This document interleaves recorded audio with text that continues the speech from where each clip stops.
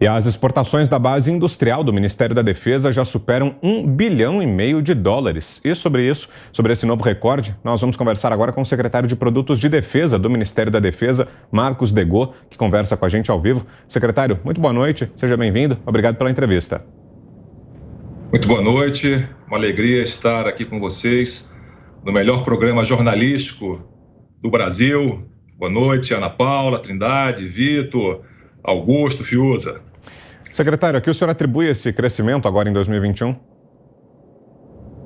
Não é o primeiro crescimento. Já em 2019, nós conseguimos bater um recorde.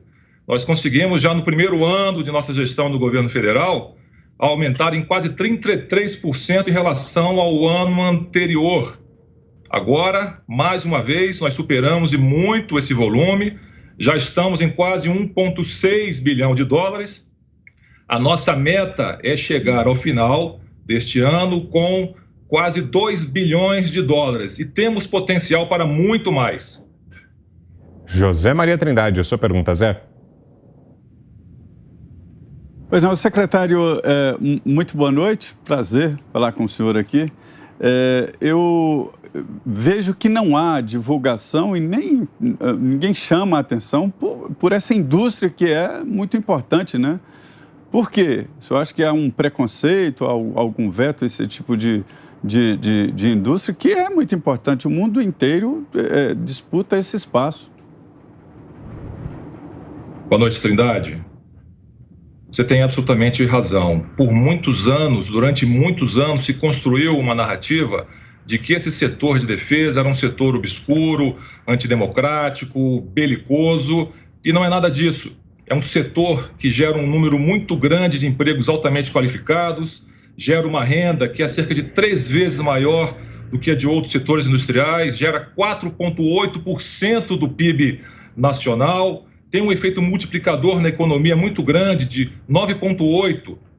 Para cada real investido, nós temos 9,8% de retorno na economia. Mas, infelizmente, em vista dessa narrativa que se criou ao longo dos anos, ainda existe um certo preconceito no Brasil contra o setor. Mas se hoje nós temos produtos que são utilizados por todo mundo no dia a dia, como internet, como GPS, aparelhos de ressonância magnética, dentre tantos outros, é porque foram feitos investimentos na indústria de defesa. Augusto Nunes. Secretário, boa noite. Em que medida a pandemia prejudicou essas exportações? Ou não prejudicou? A pandemia prejudicou o setor exportador como um todo. Para se ter ideia, Augusto, no ano de 2020 nós tivemos um pequeno recuo em relação a 2019. 2019 foi o primeiro ano em que nós realmente obtivemos um grande recorde de exportações, chegando a 1,33.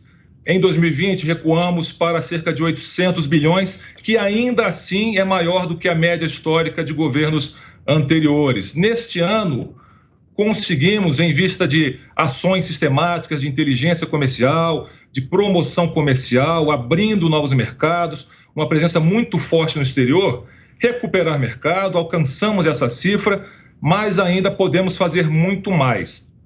A pandemia prejudicou, mas nós não nos deixamos abater por isso, nem internamente, nem em termos de mercados internacionais, porque a indústria de defesa precisa de investimentos, precisa exportar para se manter competitiva. Guilherme Fiuza. Secretário, nós estamos falando aqui de mercado, né, principalmente, mas eu queria lhe perguntar, quer dizer, a indústria da defesa, envolvendo o setor estratégico, é também um dos ativos do país no equilíbrio continental e mundial, sendo que esse equilíbrio hoje se faz de maneiras bastante diferentes do passado recente, né? O armamento pesado já não é tanto predominante. Como é que o senhor vê hoje o Brasil inserido na nova forma de conflito, que envolve aspectos biológicos, envolve tecnologia de informação?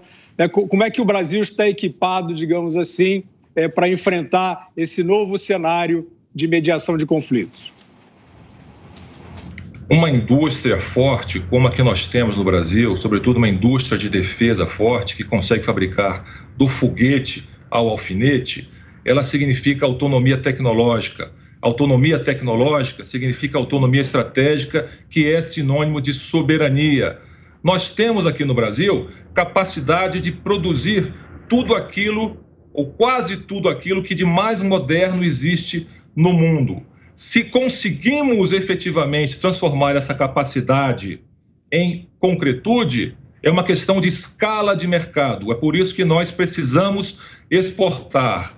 Mas em termos de capacidades, nós temos para desenvolver os projetos estratégicos que não são das Forças Armadas, são projetos estratégicos da sociedade brasileira.